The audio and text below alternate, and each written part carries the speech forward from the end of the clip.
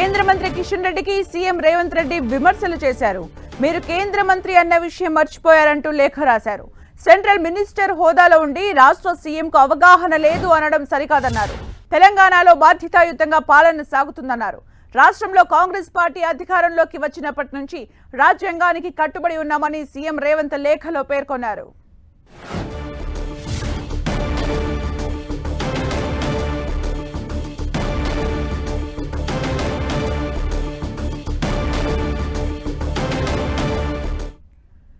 అసలు నిన్న కిషన్ రెడ్డి ఏమన్నారో ఒకసారి చూద్దాం. ముఖ్యమంత్రి రేవంత్ రెడ్డి నేనా చెప్పాల్సిన అవసరం ఉంది. ఎన్నికలకు ముందు మా పార్టీ హామీ ఇచ్చిందా, ఆయన హామీ ఇచ్చాడా? హామీలు ఇచ్చినప్పుడు కేంద్ర ప్రభుత్వము, బీజేపీ ప్రభుత్వము, మోడీ గారు డబ్బులు ఇస్తేనే నేను డెవలప్మెంట్ చేస్తానని చెప్పాడా? లేకపోతే కేంద్ర ప్రభుత్వం కన్సర్న్ తీసుకుని ప్రాజెక్టులు రూపకల్పన చేశాడా?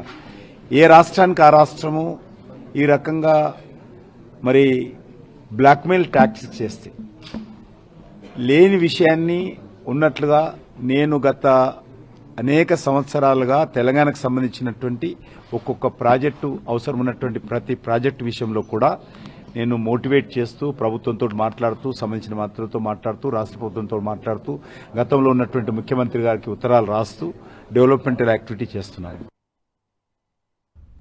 ఇక సీఎం రేవంత్ రెడ్డి లేఖకు సంబంధించి మరిన్ని అప్డేట్స్ మా ప్రతినిధి కొండల్ అందిస్తారు. కొండల్, మొత్తానికి ఘాటుగానే కేంద్ర మంత్రి కిషన్ రెడ్డికి సీఎం రేవంత్ రెడ్డి లేఖ రాసిందని చెప్పుకోవచ్చు. ఎందుకంటే సీఎం కు అవగాహన లేని వ్యాఖ్యలున్న దానికి రిప్లైగా ఈ కౌంటర్ గా ఈ లేఖను రాశారు. మొత్తం 9 పేజీల లేఖలో చాలా సుదీర్ఘ వివరణ సీఎం రేవంత్ రెడ్డి ఇచ్చారు. రాష్ట్ర ప్రభుత్వంగా, రాష్ట్ర ముఖ్యమంత్రిగా రాష్ట్రానికి సంబంధించిన ప్రాజెక్టుల పైన తాను ఎన్నిసార్లు కేంద్ర మంత్రులను కలిశాను, ఏ సమయాల్లో ఏ తేదీలలో కలిశాను, కేంద్ర మంత్రులను, ప్రధానమంత్రిని కలిశాను అన్నది ఆయన డేట్లతో సహా ఈ లేఖలో పేర్కొన్నారు. ముఖ్యంగా metro 2, regional ring road, ring rail, dry port, Musi పునరుజ్జీవం ఈ పథకాలకు సంబంధించి ఆయా కేంద్ర మంత్రులను ఏ ఏ తేదీలలో కలిసింది కూడా ఆయన ఈ లేఖలో స్పష్టంగా పేర్కోవడంతో పాటు ఈ రాష్ట్ర ప్రయోజనాలు, ప్రజల ప్రయోజనాలు సాధించడంలో కేంద్ర మంత్రిగా ఎందుకు బాధ్యతాయుతంగా మీరు వ్యవహరించలేదని కూడా ఆయన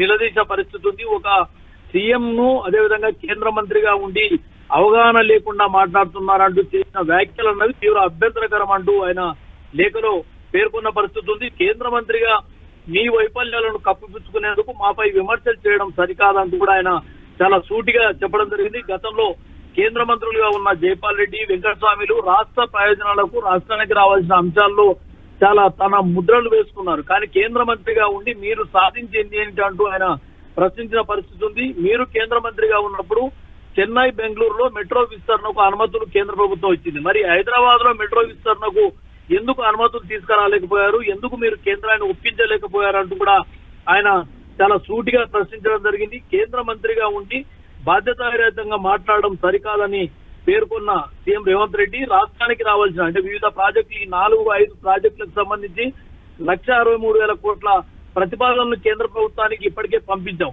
1-2-3 సార్లుగా కేంద్ర మంత్రులు కలిసాం. ప్రధానమంత్రిని 2 సార్లు కలిసినప్పుడు కూడా ఈ అంశాలపైన ప్రధాని దృష్టి కూడా తీసుకొచ్చాం. కేంద్ర మంత్రిగా మిమ్మల్ని కూడా కలిసామన్నది కూడా సీఎం రేవంత్ రెడ్డి ఆ లేఖలో పేర్కొన్నారు. ఇప్పటికైనా మీరు రాష్ట్రానికి రావాల్సిన ఈ ప్రాజెక్టులను మంజూరు చేయించడంలో ప్రయత్నం చేయండి అంటూ సీఎం రేవంత్ రెడ్డి ఈ లేఖలో పేర్కొన్న పరిస్థితి. సుమిత్ర, అంటే రాజకీయంగా ఆరోపణలు, ప్రత్యారోపణలు ఏమైనా చూస్తూ ఉంటాం. అయితే లేఖ రూపంలో సీఎం రేవంత్ రెడ్డి లేఖ రూపంలో తను పంపించిన సందర్భంలో దీనికి కిషన్ రెడ్డి ఎలా రెస్పాండ్ అయ్యే అవకాశం కనిపిస్తోంది?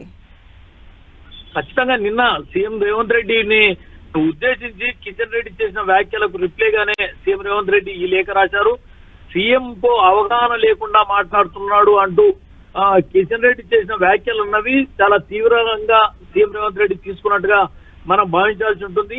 ఎందుకంటే కేంద్ర మంత్రి స్థాయిలో ఉంటూ సీఎం కు అవగాహన రహితంగా మాట్లాడుతున్నారంటూ చేయడం అంటే ఖచ్చితంగా ప్రజలను తప్పుదోవ పట్టించడమే అన్న అభిప్రాయంతో సీఎం ఉన్నారు. కాబట్టి దీనికి ఘాటైన సమాధానం ఇవ్వాలి అని చెప్పి ఈ 9 పేజీల లేఖను రాశారు. ఈ 9 పేజీలలో కూడా కేంద్ర మంత్రులను నితిన్ గడ్కరీ అనుకోండి, మనోహర్ లాల్ ఖట్టర్ అనుకోండి, ఇలా అందరు మంత్రులు ఏ తేదీలో కలిసింది కూడా డేట్లతో సహా వివరించిన పరిస్థితి ఉంది.